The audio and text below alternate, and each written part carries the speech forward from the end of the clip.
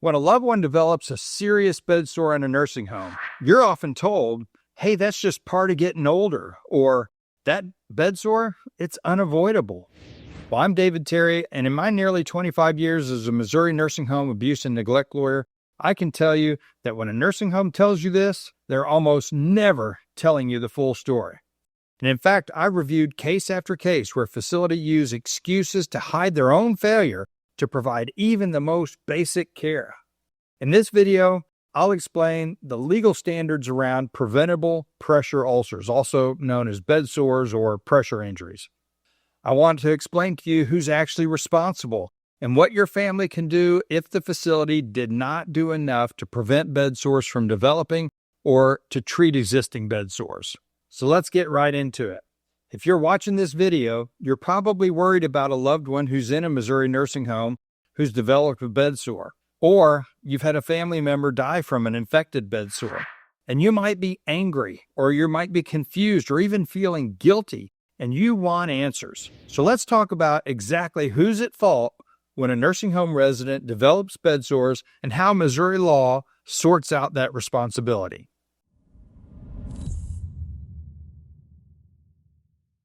First, we have to talk about what the nursing home is actually supposed to be doing. Missouri nursing homes are required to comply with both Missouri and federal regulatory rules. The federal regulatory rules are crystal clear on this issue, and let me quote it for you. In this section, we're talking about skin integrity pressure ulcers.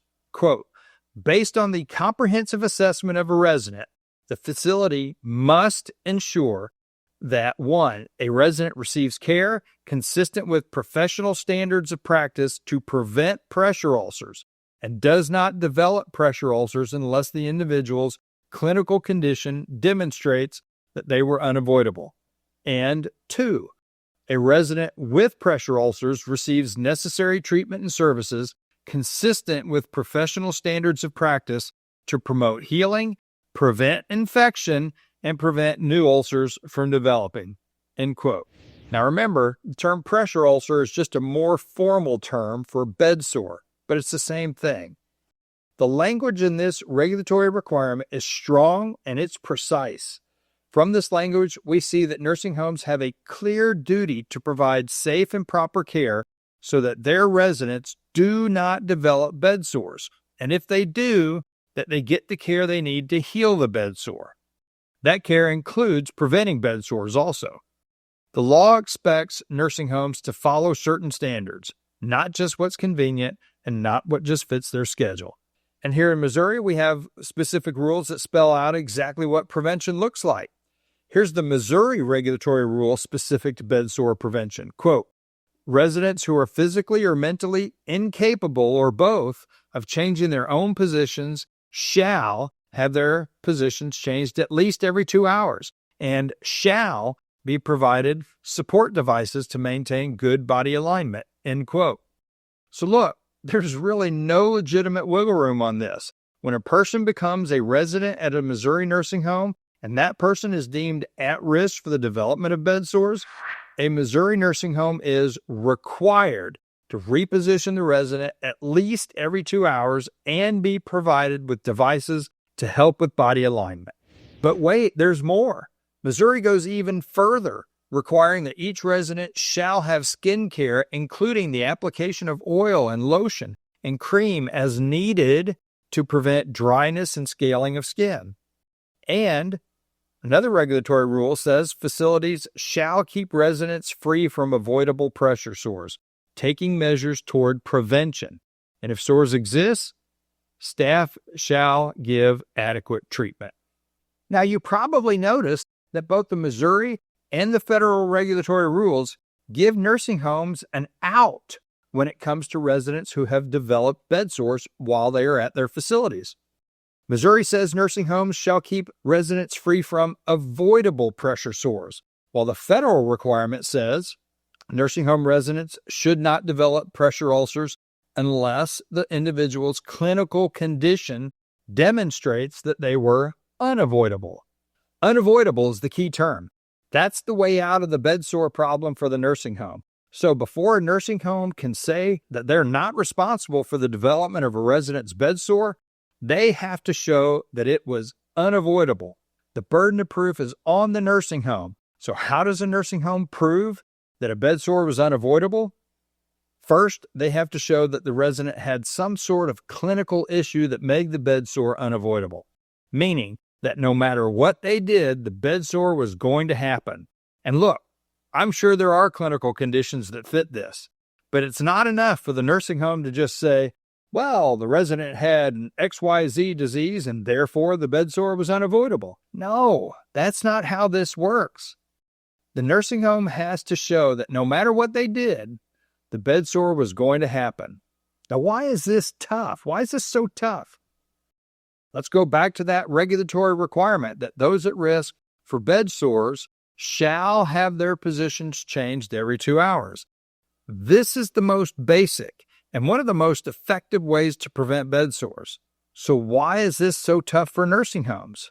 Because in the nearly 25 years that I've been handling nursing home cases, not a single nursing home has been able to show that they repositioned the at-risk resident every 2 hours every time they were supposed to do it. They've just not been able to do that.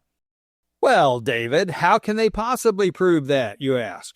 Great question. The answer is pretty simple. Document it.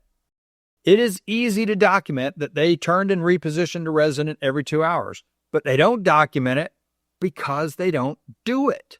And why don't they do it? By and large, in my opinion, it's because they don't have sufficient staff to consistently do it. So look, if a nursing home can't prove that they consistently did even the basic bedsore prevention measures, there is no way they can prove that the bedsores developed by the resident were unavoidable. No way, in my opinion. Let me tell you how the nursing homes try to get around this issue. First, they say that they chart by exception. Chart by exception. Well, what does that even mean? Well, here's my take. To me, the term chart by exception sounds like a phrase arrived at in a focus group so that they could appear to be doing something important when in reality, they're really not doing much of anything. Now, obviously, the nursing home industry disagrees with me on this definition. The nursing home industry would probably define chart by exception something like this. They only write down things in the resident's chart when something goes wrong or when something that is to be done repetitively is not done. Look, let me show you why I believe this is hypocritical. These same facilities document every single medication they give, every pill, every time, morning medications, evening medications, PRN medications, all meticulously charted. Now, why is that? Because they know if they don't document giving that medication, they can't prove that they gave it. Now, in depositions, I ask nurses 2 questions. First, isn't it true that in nursing school you were taught, if it's not charted, it's not done? And second, and that's what you're taught here at this facility too, isn't it?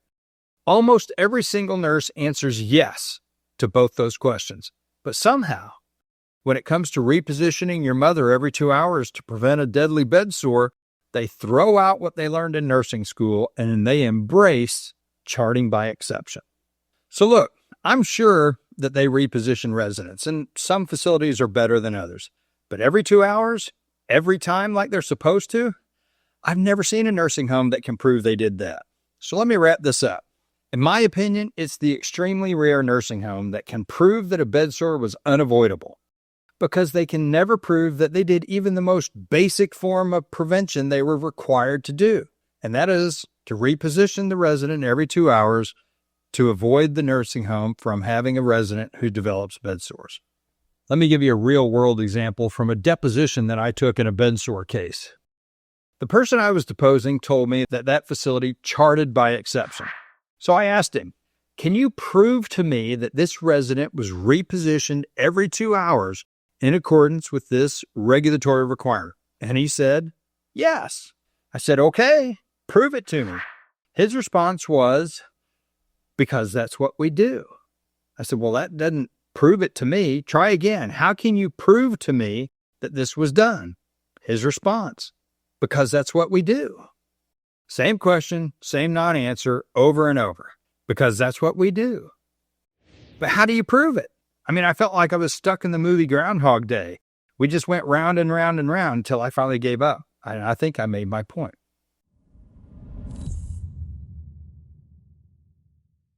Anyway, let's move on to the second piece of the puzzle. What about individual caregivers, the nurses, the aides, or the CNAs? Can you hold them personally liable as well? So in Missouri, when staff hurt a resident while acting within the scope of their employment, the nursing home is typically legally responsible for their actions. This is called vicarious liability. Think of it as like a restaurant owner being responsible if a cook undercooks your food and you get sick. The cook works for the owner, so the owner's on the hook for that. But in cases of neglect, it is possible to initiate a lawsuit against both the facility and the individual. Now, ultimately, it may be the facility that pays any settlement or judgment, but there's nothing wrong with including employees that are culpable for the injury as well. Now, you may ask me, well, can the resident or the family be blamed for these injuries? And look, sometimes a nursing home will try to put some of the blame on the resident. Now, maybe your loved one periodically refused to be repositioned. The nursing home will then say, well, he wouldn't cooperate. So you see, it's not our fault he developed a bed sore. Now, that's what lawyers call comparative fault. It means a jury can look at what everyone did, the nursing home, the resident, the physician, or anyone else in the building. They can look at what everybody did and decide how the blame should be shared, if at all. But here's where I tell my clients, just because someone is vulnerable or uncooperative or ill doesn't let the nursing home off the hook. Nursing homes are supposed to have care plans tailored to each person. Now, if your dad refuses to be turned and repositioned, the staff are supposed to find creative ways to encourage him or to get a doctor involved or use different equipment. They aren't just allowed to just shrug and give up.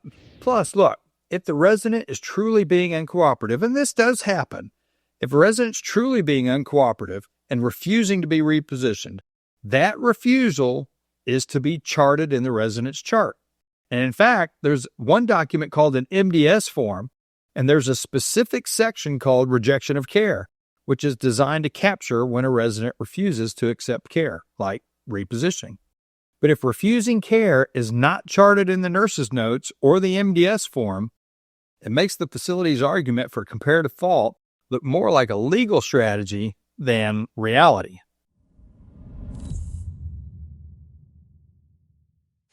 So let's talk about what happens if a lawsuit is filed. In Missouri, the legal test for fault is called negligence. It's a simple question. Did the nursing home have a duty to do something? Did they fail to do it? And if so, did harm result? If the plaintiff can prove that the nursing home facility had a duty that they failed to do and the resident was seriously injured as a result, then we've gone a long way to proving our case. And then it's up to the jury to decide. Now, you might be thinking, but what if there just aren't enough nurses? And that's an important point. Many bed sores happen in nursing homes where the staff is stretched too thin. But Missouri law says that's not an excuse. Remember that regulatory rule. Nursing homes are required to have enough trained staff on each shift to meet the needs of the residents. Nursing homes can't use short staffing as an excuse. Now, let's say that you think the nursing home is at fault for your loved one's bed sores. What do we as lawyers look for to prove the case? For me, I always start with the medical records. These records should show when the bed sore was first noticed, how often the resident was or was not turned and repositioned, what steps were taken to treat the bed sore. Missing or inconsistent notes can really be a red flag for the nursing home and good for a legal case. Now let's talk about care plans. Missouri law says every resident should have a written care plan that is updated with changes to the resident's condition. If the care plan is poorly written or it isn't followed, that's strong evidence of fault. This is one of the first places that I go to, and I see what duty the facility has based upon their own assessment of the resident. When they prepare a care plan, they are saying, this is what we're going to do to provide quality care. And then we look to see if they actually did it. Let's talk about witness statements. Family members, visitors, even staff members can provide important details. Sometimes previous state surveys can be helpful too. They can reveal patterns like a history of repeat violations for poor skin care or for low staffing, and you can use those to show that this is a continuing pattern in your case. And sometimes a doctor will be needed to explain how and why bed sores develop and whether they're painful and how they could have been prevented. Nurses can also be used to explain to a jury about proper charting and proper nursing care. Now, if you're thinking about legal action, start gathering your information early. Write down what you've seen. Take pictures, take videos, ask for copies of the medical records from the nursing home and any hospitals that your loved one may have been to for that particular injury. If, and as I've shown, this is a big if, but let's assume that a nursing home can actually show that they did everything they could do to prevent the bed sore, and it happened anyway. Well, then that bed sore might truly have been unavoidable. And if that's the case, then it may not be a case that an attorney can file for you.